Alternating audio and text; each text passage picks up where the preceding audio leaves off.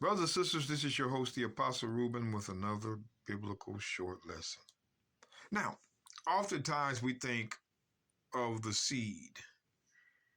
And of course, when you think about this, because I'm going to read you something, I'm about reading you the verses. I want to read you the verses. Now, I hadn't planned to do this, but I am. Now, at a point, he was talking to Abraham. And in thy seed shall all nations of the earth be blessed, because thou hast obeyed my voice. See? And in thy seed shall all the nations of the earth be blessed, because thou hast obeyed my voice. The voice is the law.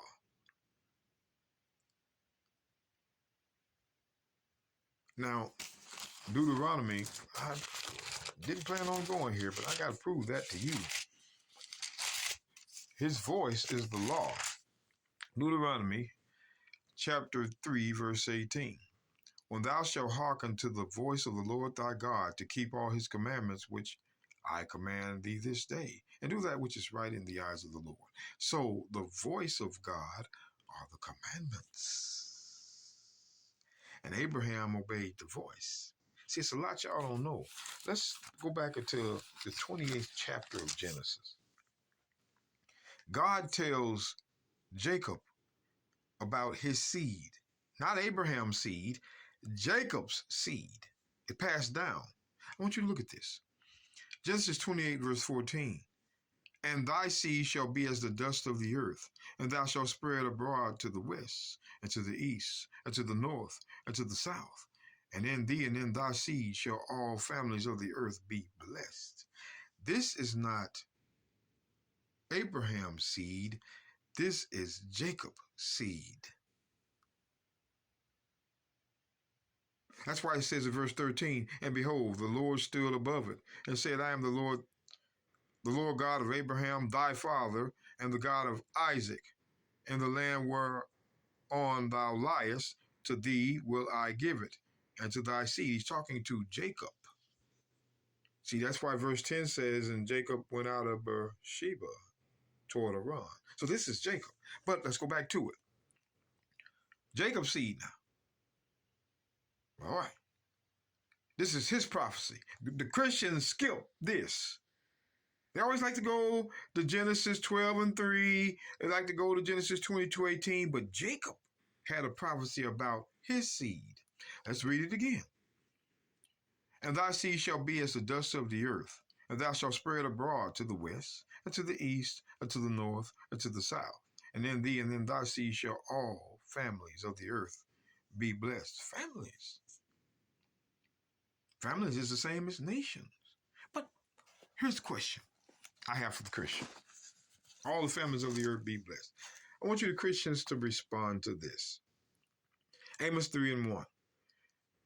Hear this word that the Lord hath spoken against you, O children of Israel, against the whole family which I brought up from the land of Egypt. You only have I known of all the families of the earth. Let's do that again. Rewind. You only have I known of all the families of the earth. The only family he knew was one, and that was Israel. So are you guys really making sure that your interpretation is true? Looks like there's a flaw in your interpretation. Amos 3 verse 2. You only have I known of all the families of the earth. Therefore I will punish you for all your iniquities. That's why he's so hard on us, true Israelites. But we doggone sure know this. He didn't know you, other nations, according to this verse. But I want to go back. This is what I want to do. Back to Genesis 28:14. Let's get some more understanding on Jacob's seed. And thy seed shall be as the dust of the earth, and thou shalt spread abroad to the west, and to the east, and to the north, and to the south. Stop. I'm looking at spread abroad. Spread abroad. Oh, okay. I want to get Zechariah chapter 2, verse 6. Now here's where I'm going. Ho, ho, come forth, flee from the land of the north, saith the Lord. For I have spread you abroad as the four winds. Out of the four winds, is to the west, and to the east, and to the north, and to the south. Four winds, you of heaven, saith the Lord. Deliver thyself, O Zion. That's who spread to the west, to the east, to the north, to the south. That dwelleth with the daughter of Babylon. Oh, who is this? Well, the only way we're going to find out is go research it. Let's get Psalms 137. Now we want to go ahead and get there fast. Let's look and see who this daughter of Babylon is. Psalms 137 and 7. Remember, O Lord, the children of Edom, the Edomites, and the day of Jerusalem, who said, race it, even unto the foundation thereof. O daughter of Babylon, who are to be destroyed. Not a lot of Sunday preachers are going to go to this here. So you Christians, if you are seeing this for the first time, this is probably the only place you're going to see it with the true Hebrews. We're teaching our people. So Edom, which are the Edomites, is the daughter of Babylon. So Israel would be along the daughter of Babylon, which is Edom, the true Israelites. You see, brothers and sisters, when you talk about black and white, or you talk about brown and snow, whatever, color matters.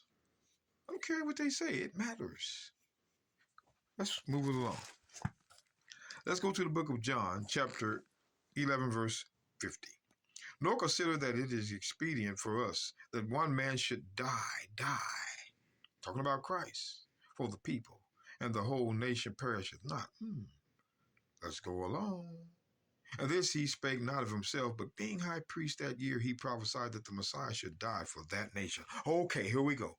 That he prophesied, a man that's in the Bible. I'm not studying you Christians. You want to try to change his words, you can do what you want. That's your judgment. But this man said in verse 51, and this spake he not of himself, but being high priest that year, he prophesied that the Messiah should die for that nation. Okay, for that nation. Which one is that? You Christians know that that is the Jews. And not for that nation only, but that also he should gather together in one the children of God, which were scattered abroad. Come on now. This thing match. These docs connect. He died for the nation of Israel. And the second part of his mission is to gather the tribes together. Again, and not for that nation only, but that also he should gather together in one the children of God that were scattered abroad. And we know Israel was scattered abroad. Ever since the time God told him in Genesis 28:14, when he gave him the prophecy. Jacob's children now. Y'all still stuck on Abraham. Let's look at Jacob's thing. So we go to, James 1:1. James, a servant of God and of the Lord, the Messiah Christ, to the 12 tribes which are scattered abroad. Greetings. That's who he's gathering together. You Christians, Christ did not come for everybody. You know, you got to get democracy out your head. The Bible is not about democracy. If it was about that, Christ wouldn't have said these words here. And I know Christians get tired of hearing them, but it's there, and you can't just wish them out the way. If this look like what this thing is what it is. Matthew 15:24, but he answered and said, I am sent not, I am not sent unto the lost sheep of the house of Israel. That's what he said, but he answered and said, I am not sent, but unto the lost sheep of the house of Israel.